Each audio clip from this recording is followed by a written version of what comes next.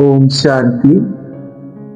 आज परम पिता परमात्मा, परम शिक्षक, परम सद्गुरु शिव बाबा की अव्यक्त मुरली है 31 दिसंबर 1970 की।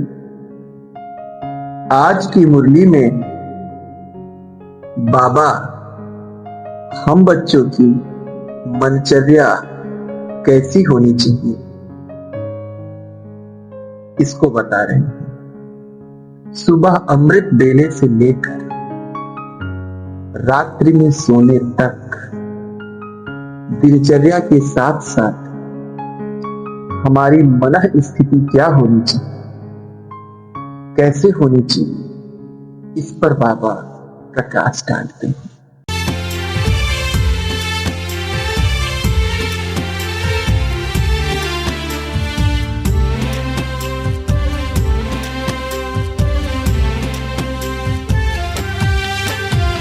संगम युग में परम पिता शिव आए हैं ब्रह्मा तन में। ब्रह्मा सो विष्णु की कहानी बैठ सुनाए मधुबन में। मुरली सुना कर देव बनाए कल्प कल्प रथ चेतन में। निराकार साकार के द्वारा मिलन मनाए मधुबन में। संगम युग में परम पिता शिव आए हैं ब्रह्मा तन में।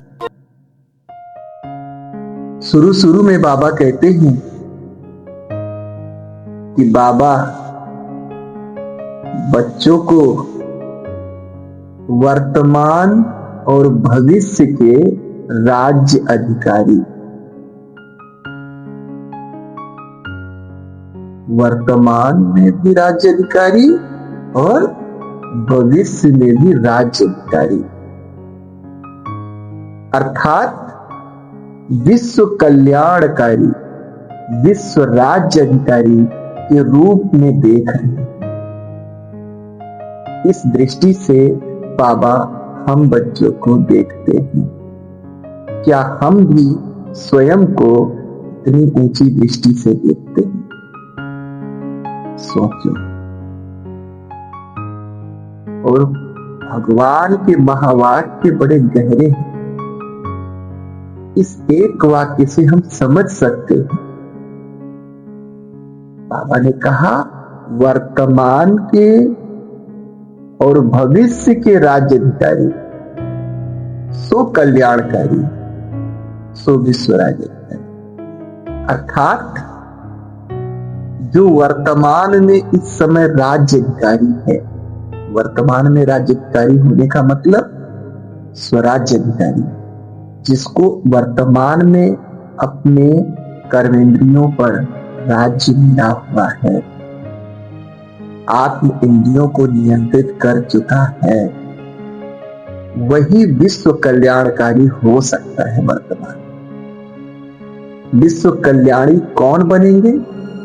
ब्रह्मा कुमार, ब्रह्मा कुमारियां तो ढेर के ढेर हैं, लेकिन उन ढेर के ढेर कुमार कुमारियों में भी कल्याणकारी कौन बनेगा? बाबा कह रहे हैं जो वर्तमान में स्वराज्य अधिकारी बन गया वही कल्याणकारी बन पाएगा। उसी के बोल के द्वारा, उसी के कर्म के द्वारा, उसी के वाइब्रेशन से संसार का कल्याण होगा। और जो विश्व कल्याणकारी इस समय बनेगा वही विश्व में राज्य है। यानी भविष्य का जो आधार है वो हमारी अभी की स्थिति है, हमारी अभी का जो रोल है। वर्तमान में हम कितना स्वराज्य अधिकारी बने, जितना जितना स्वराज्य अधिकारी होंगे उतना उतना हम भविष्य में विश्व राज्य अधिकारी बने। कितना स्वराज्य अधिकारी है कैसे पता चले? कहने को तो सब कहेंगे हम स्वराज्य अधिकारी हैं, तो उसको भी इशारे में बाबा ने बोल दिया कि जितना जितना स्वराज्य अधिकारी उतना उतना विश्व कल्याणकारी। आपके द्वारा आपके आसपास जो भाई बहने रह रहे उनका, आपका जो सेवा का क्षेत्र है उस सेवा क्षेत्र में कितने लोगों का कल्याण किया है।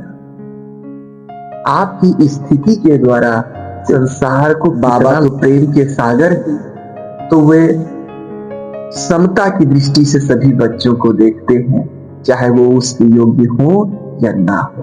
बाबा सभी को कहते हैं कि आज हम सभी बच्चों को राज्य अधिकारी और भविष्य के विश्व राज्य अधिकारी दोनों रूपों में देख रहे हैं। बाबा कहते हैं फिर कि इन दोनों अधिकारों की प्राप्ति के लिए क्या करना पड़ेगा? विशेष स्व परिवर्तन का पाठ पक्का करना पड़ेगा, स्वयं को बदलने का पाठ पक्का करना पड़ेगा। तभी आप जो है इन दोनों अधिकारों को प्राप्त कर सकते हैं। तो परिवर्तन का पाठ कब पक्का होगा, कैसे पक्का होगा? इसके लिए बाबा थोड़ा सा अमृत बेले का महत्व बताते हैं। बाबा कहते हैं जैसे संगम युग सृष्टि परिवर्तन के आदि का समय, इसलिए संगम युग भले छोटा सा है लेकिन उसका महत्व बहुत बड़ा है, क्योंकि सृष्टि के परिवर्तन का आधार ये छोटा सा संगम युग है।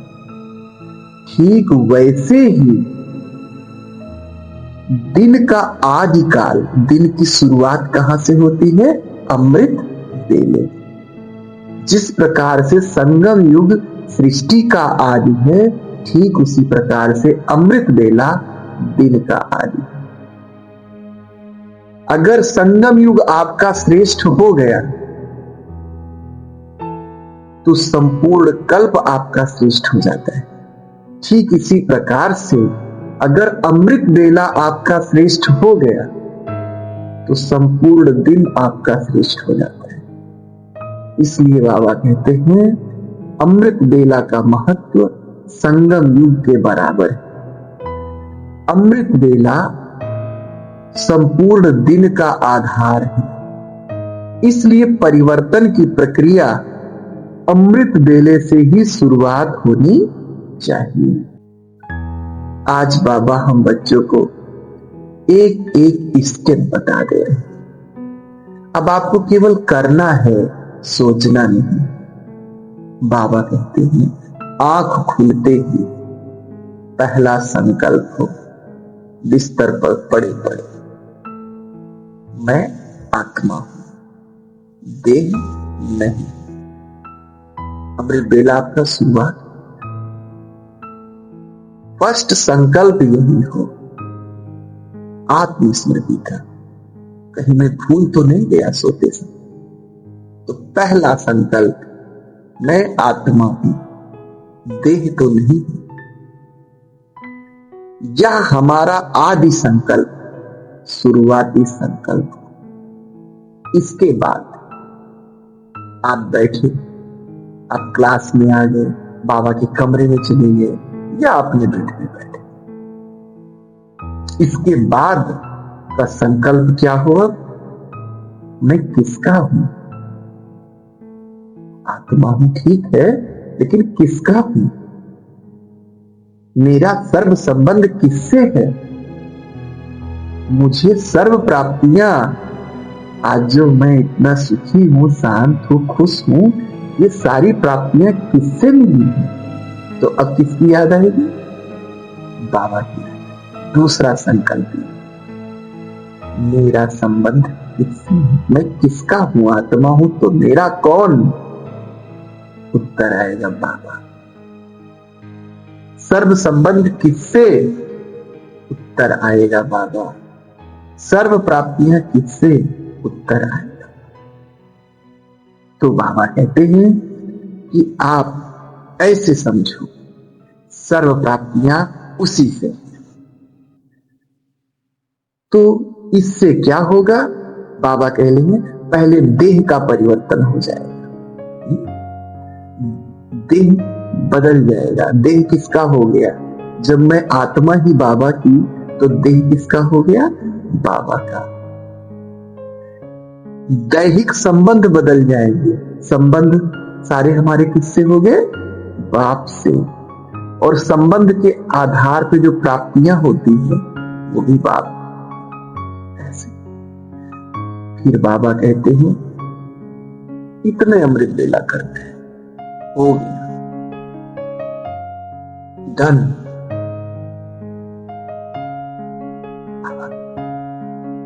मुझे तो लगता है ये जो 2 संकल्प 3-4 संकल्प बाबा दिए, इसे उठो और बिस्तर पे ही करो।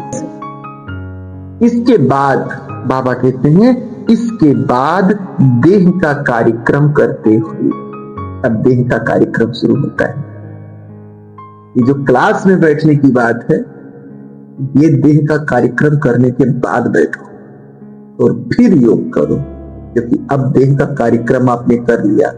स्नान आदि करके अगर आप बैठते हैं तो नींद आएगी? फिर नहीं। अब आपका अमृत बेला शक्तिशाली है।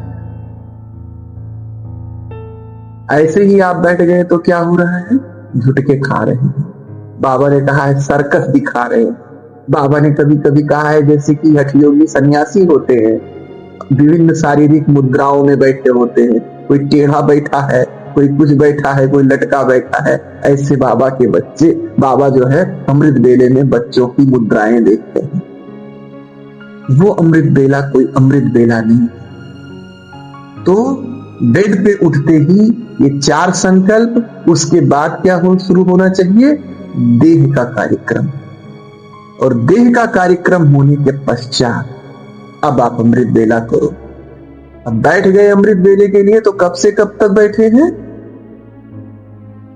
क्लास तक बैठे थे ध्यान में, अब बैठे ही हैं, बैठे ही हैं। समय हो गया, क्लास भी हो रहा है और अब क्लास के बाद ही ऐसे होना चाहिए। तो बाबा कहते हैं देह का कार्यक्रम करते हुए क्या सोचो? मैं आत्मा चैतन्य मूर्ति हूं और ये देह हमारा मंदिर है। मैं आत्मा मूर्ति हूं। कार्यक्रम भी हो रहा है देह का। और आप दिनचर्या, कार्यक्रम में दिनचर्या आ गई और मन में क्या चल रहा है? वो मनचर्या हो। तो कार्यक्रम भी हो रहा है और सोचो कि मैं आत्मा मूर्ति हूं और ये देह हमारा मंदिर है। चैतन्य मूर्ति हूं और मंदिर भी हमारा क्या है? चैतन्य है। चैतन्य मूर्ति के लिए चैतन्य मंदिर, वो जड़ मूर्ति है तो उसके लिए कैसा मंदिर है? जड़ मंदिर है। मंदिर को सजा रहे हैं, मंदिर की धुलाई कर रहे हैं। जब नहा रहे हो तो समझो मंदिर की धुलाई कर रहे हैं। हाथ मुंह धो रहे हो, मंजन कर रहे हो तो मंदिर की साफ सफाई कर रहे हैं। ऐसे आप सोचो कि हम इस चैतन्य मंदिर की साफ सफाई करें। तो बाबा कहते कि ऐसे सोचो कि मंदिर को हम सजा रहे हैं। मंदिर को क्या किया जाता है? सजाया जाता है। पहले मंदिर को धुलो ना, साफ ना करो, पहले क्या करो? मंदिर में पूजा करने बैठ जाओ। ऐसा देखेंगे कहीं? तो मंदिर को धुलो नहीं, करो नहीं, बस आके योग में बैठ गए। तो जब योग में बैठोगे तो बात ही नहीं आएगी तो क्या आएगी? इसलिए पहले आप अपने इस मंदिर को स्वच्छ करो, साफ करो, खुदा करो। इस मंदिर के अंदर स्वयं दादा, स्वयं बाप दादा की प्रिय मूर्ति बैठी है। हम बच्चे बाप के प्यारे हैं ना। बाबा कहता है लाडले बच्चे हो, नैनों के तारे हो, आशाओं के दीपक हो, इतना प्रेम करता हम बच्चों को। तो आप समझो कि इस मंदिर के अंदर जो मैं आत्मा बैठी हूं वो क्या हूं? बाप दादा की प्रिय मूर्ति हूं, जिसके गुणों की माला स्वयं भगवान भी सिमरण करते हैं। ऐसी विशेष मूर्ति का ये विशेष मंदिर है। तो जब इतना विशेष मंदिर है तो इसकी साज सज्जा कितनी विशेष होनी चाहिए। बाबा शरीर की साज सज्जा की ये रोक नहीं, बस जैसे मंदिर साज सज्जा में दिव्य बन जाता है ऐसे आपका शरीर भी सुंदर दिव्य बन। लोग देखें तो कहें ये भगवान के बच्चे हैं। जिनकी रचना इतनी सुंदर, वो कितना सुंदर होगा आपको देखकर लोगों के मन में ये आए। तो इसलिए बाबा कहते हैं जितनी वैल्यूएबल मूर्ति होती है उतना ही वैल्यूएबल मंदिर होता है। तो अगर आप अमूल्य हो तो आपका ये जो शरीर है, देह है, ये भी अमूल्य है। अगर आप चैतन्य सितारे जगमग हो तो शरीर आपका दिन कैसे रह सकता है। आप इसको उसी रीति से सुबह सुबह अमृत वेले उठ के इसको सजाओ संवारो, ऐसे बाबा कहते हैं। फिर बाबा कहते हैं और क्या समझो, स्वयं ही मूर्ति और स्वयं ही इस मंदिर का मैं ट्रस्टी हूं। ट्रस्टी माने संभालने वाला। मैं मूर्ति हूं इसमें और मैं ही, मेरे को ही बाबा ने क्या दिया है, इस मंदिर को संभालने की जिम्मेदारी दी। तो इस शरीर के साथ कोई भी ना इंसाफी नहीं करना है। इसको जो चाहिए, भोजन चाहिए भोजन दो, निद्रा चाहिए निद्रा दो, साज सज्जा चाहिए साज सज्जा दो, और जब सेवा करना हो तो इसकी सेवा। इसलिए इस शरीर के साथ जो सन्यासी लोग होते हैं क्या करते हैं, शरीर के साथ दुर्व्यवहार करते हैं। भूख लगा है लेकिन तपस्या के नाम पर भोजन नहीं खाएंगे, प्यास लगा है तपस्या के नाम पर पानी नहीं पिएंगे। ये है, दाढ़ी बड़ी हो गई उसको कटाएंगे नहीं, बाल ऐसे हो गए उसको वो करेंगे नहीं।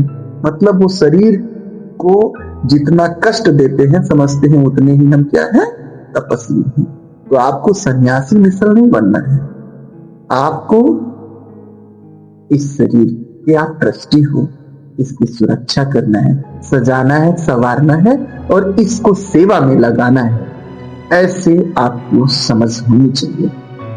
इससे क्या होगा, जब आप अपने को ट्रस्टी समझोगे और शरीर किसका हो गया, मैं भी बाबा का, शरीर भी बाबा का, और बाबा ने मेरे को इस देह का क्या बना दिया है, ट्रस्टी बना दिया है। जब आप ऐसा समझोगे तब क्या करोगे, तब मेरापन खत्म हो जाएगा, देह भान खत्म हो जाएगा, सुंदरता का गुरूर खत्म हो जाएगा।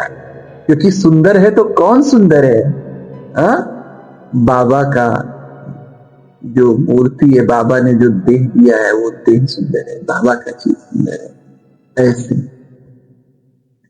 फिर अभी क्या करो, अब आप शरीर से बिल्कुल क्या हो गए, निवृत्त हो गए। शरीर को आपने जो नैतिक कर्म करना था कर दिए, अब आपका शरीर फिट हो गया। अब आप चाहो तो आकर के विधवती लोग में क्लास में बैठो, आत्माओं का आवाहन करो, विश्व सेवा करो, मनसा सेवा करो, जो जो फिर योग में कर सकते हो आप सब करो। लेकिन प्राथमिक चरण ये होना चाहिए। अब जब आप मुरली सुनने के लिए आए हो तो सोचो कि मैं कौन हूं, मैं गॉडली स्टूडेंट हूं, मैं ईश्वरीय विद्यार्थी हूं। ये कोई साधारण पढ़ाई पढ़ने में नहीं आया हूं और ना ही कोई पढ़ाने वाला शिक्षक साधारण है, वो बहुत दूर देश से आया हुआ बाबा है और कल्प कल्प के बाद आया हुआ है। और उसके एक एक वाणी में, एक एक वर्षंस में पद्मों की कमाई। अगर कहीं एक वाणी हमारी मिस हो गई, उसकी एक शिक्षा हमसे मिस हो गई, तो वो शिक्षा नहीं मिस हुई है, हमारी कमाई में घाटा पड़ा है, हमारी कमाई में कमी हुई है। ऐसे सोचो और चैतन्य होकर के जैसे चातक बैठता है चंदा की ओर, ऐसे मुरली सुनाने वाले व्यक्ति की बात हो। सुनाने वाला कोई भी भाई हो, कोई भी बहन हो, उसको मत देखो किसकी बात सुना रहा है, उस बात को सुनो ऐसे बाबा कहते हैं। इसके बाद क्या होगा? अब आप गार्डली स्टूडेंट भी बन गए। अब क्या होगा? अब आप अपने घर में जाएंगे, परिवार में जाएंगे, जो सेंटर्स के भाई बहने हैं ईश्वरीय सेवा में जाएंगे। बाबा उसके लिए भी हम बच्चों की मंजरिया सेट करते हैं। कहते हैं फिर चाहे प्रवृत्ति में जाओ, चाहे व्यवहार में जाओ, चाहे ईश्वरीय सेवा में जाओ, उस समय आपके संकल्प कैसे होने चाहिए? बाबा कहते हैं अगर आप प्रवृत्ति में जा रहे हो, चाहे वो लौकिक प्रवृत्ति हो, चाहे वो अलौकिक हो, सेंटर्स पे भी 2-4 भाई बहने रहते हैं, तो ये अलौकिक गृहस्थी हो गई, वो लौकिक गृहस्थी है। तो चाहे जिस गृहस्थी में जाते हो उसमें क्या संकल्प होना चाहिए? उसमें आप अपने को सोचो कि मैं कौन हूं? मैं मरजीवा हूं। मैं तो लौकिक रूप से समाप्त हो चुका हूं। ये संपूर्ण गृहस्थी मेरी अलौकिक है। जितने भी बाल बच्चे हैं, जितने भी संबंध हैं, सब हमारे अलौकिक हैं। और मैं इसको, इनकी पालना, इनके प्रति जो कर्तव्य है, कोई बंधनवश नहीं कर रहा हूं, अपितु सेवा का संबंध है। मैं सेवा कर रहा हूं। ठीक है? ऐसे भाव से अपने घर गृहस्थ के सदस्यों की पालना करो, है ना?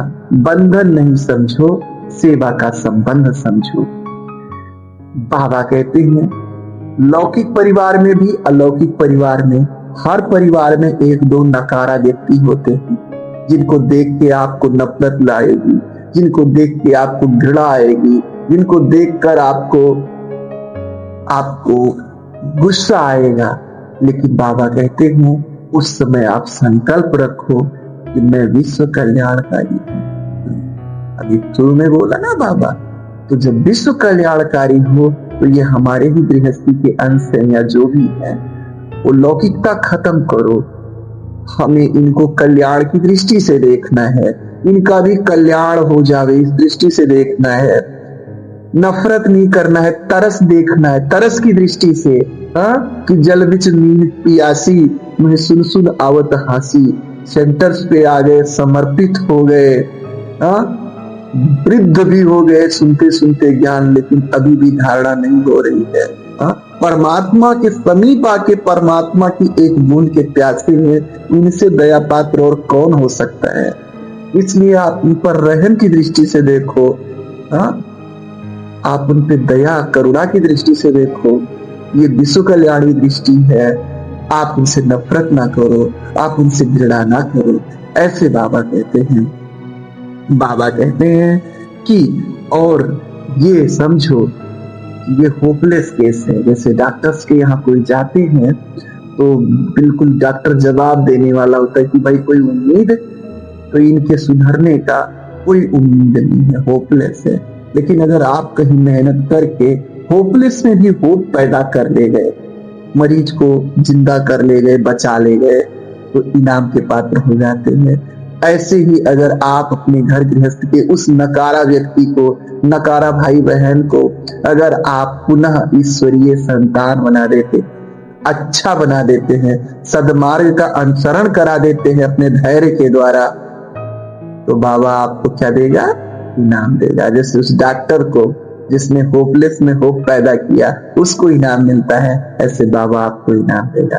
तो बाबा ये चाहता है ज्ञान की मुरली सुनने के बाद आप जाएं।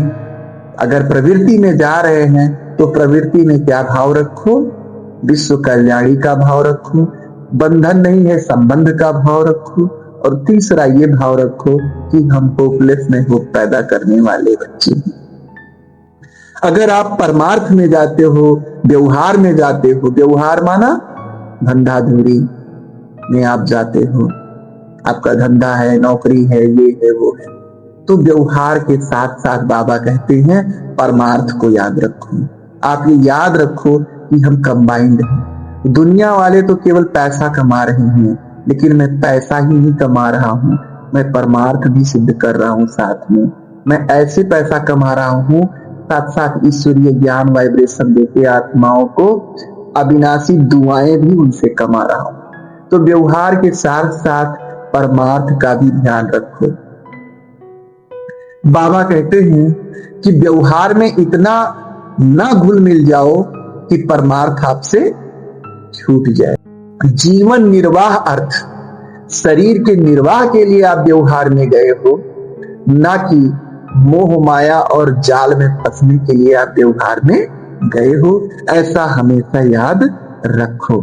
बाबा कहते हैं शरीर निर्वाह के साथ साथ आत्म निर्वाह का भी ध्यान रखो। हम व्यवहार में क्यों जा रहे हैं, धंधा धूरी दुकान नौकरी क्यों कर रहे हैं, ताकि शरीर निर्वाह होता रहे और शरीर निर्वाह के साथ साथ आत्मा का भी निर्वाह आराम से होता रहे। इसलिए बाबा कहते हैं अपने को केवल व्यवहारी नहीं समझो बल्कि परमार्थी भी समझो। इसी प्रकार से अगर आप मुरली पढ़ने के पश्चात, सुनने के पश्चात ईश्वरीय सेवा में जा रहे हो तो क्या भाव होना चाहिए मन का? बाबा कहते हैं अपने को निमित्त समझो। करण करावन हार परम पिता है, वही तो हमसे करवा रहा है। ठीक है, वो जो कराए वो, मैं तो निमित्त मात्र, ऐसे अपने को समझो। इसके बाद बाबा कहते हैं कि जब आप व्यवहार में जाओगे, जब आप कर्म क्षेत्र पर जाओगे तो वहां व्यक्ति भी मिलेंगे और वैभव भी मिलेंगे। किसी की आप गाड़ी देखोगे, किसी का आप कार देखोगे, किसी का घर महल देखोगे और तुलना करोगे मेरे पास तो नहीं है, मेरे पास ये होना चाहिए, कैसे करे? जैसे वो जो है नंबर 2 का काम करता है, मैं भी करूं तो शायद हो जाए, ऐसे ऐसे मन आपका करेगा। व्यक्ति मिलेंगे, आप सादे सुहाने कपड़े में कोई बड़ा ही रोमांटिक कैरेक्टर लेके निकल रहा है, आपको लगेगा मेरे को भी ऐसे होना चाहिए। तो बाबा कहते हैं आपको व्यक्ति भी मिलेंगे, आपको वस्तु भी मिलेंगे। ठीक है, आपको सुपनखाएं भी मिलेंगी और आप सीधे साधे बने रहोगे, वो आपको हंसेंगे भी, अरे ये तो हम शांति वाले, हंस के भी निकल जाएंगी। अब आपको लगेगा कि क्या करूं? तो बाबा यहाँ कहते हैं कि अगर व्यक्ति मिले तो व्यक्तियों को व्यक्त भाव में मत देखो, आत्मिक भाव से देखो। अगर आत्मिक भाव से व्यक्तियों को देखोगे तो उनके कटीले व्यंग, उनके जो हाव भाव हैं, उनको आपको सहन करने की, एडजस्ट करने की क्षमता आ जाएगी। बाबा कहते हैं वैभवों को अगर देख रहे हो तो वैभव में आकर्षित मत हो, वैभवों के प्रति अनासक्त रहो। अगर आप ईश्वरीय सेवा में जा रहे हो, कोई आपको सेवा में धन दे रहा है, कोई वस्तु दे रहा है, तो आप धन और वस्तु जो दे रहा है अनासक्त रूप से उसको स्वीकार करो, उसमें आकर्षित मत हो जाओ कि आज इसने इतना पैसा दिया है तो हम इसको थोड़ा ज्यादा मानने जाने लगे, उसके तरफ हमारा ज्यादा झुकाव हो जाए। ऐसे नहीं। बाबा कहते हैं अगर आप अनासक्त भाव से वैभवों को स्वीकार करेंगे तो वैभव आपके दास बन के रहेंगे, दासी बनकर रहेंगे, आपकी साधना में कोई विघ्न नहीं पड़ेगा। और अगर कहीं आप आकर्षित हो गए तो वो चुंबक बन जाएंगे आपके लिए। जैसे चुंबक खींचता है ना, वो व्यक्ति जिसने आपको अच्छा खासा डोनेशन दिया है आपके मन को क्या करेगा? खींचेगा। तो इस प्रकार से बाबा कहते हैं अनासक्त होकर के, त्यागी बन के, तपस्वी बन के वैभवों को स्वीकार करो। वैभवों को आकर्षित होकर स्वीकार नहीं करना है और व्यक्तियों को व्यक्त भाव में ना देख, आत्मिक भाव में देखना है। ऐसे बाबा कहते हैं।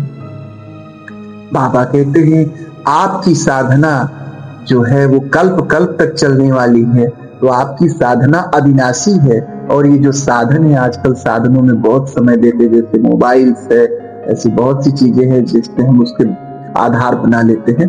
तो बाबा कहते हैं जो साधन है ये विनाशी है, साधना अविनाशी है। अविनाशी साधना का आधार ये विनाशी साधन नहीं हो सकते, इस बात को याद रखना। अतः अनासक्त हो करके साधनों का उपयोग करो, साधनों में आसक्त मत होना। बाबा कहते हैं अब बात आई सोने की। सोना अर्थात सोने की दुनिया। तो कैसे सोना है? बेड पर नहीं सोना है, बल्कि परमात्मा याद की गोद में सोना है। सोने की दुनिया को याद करते करते सो जाओ तो स्वप्न में भी फरिश्तों की दुनिया का सैर करोगे। परियों की दुनिया में जाओ, स्वप्न भी आएंगी परियों की, फरिश्तों के, राम के, कृष्ण के, ऐसे दिव्य स्वप्न आएंगे। आपके स्वप्न भी क्या बन जाएंगे? दिव्य बन जाएंगे।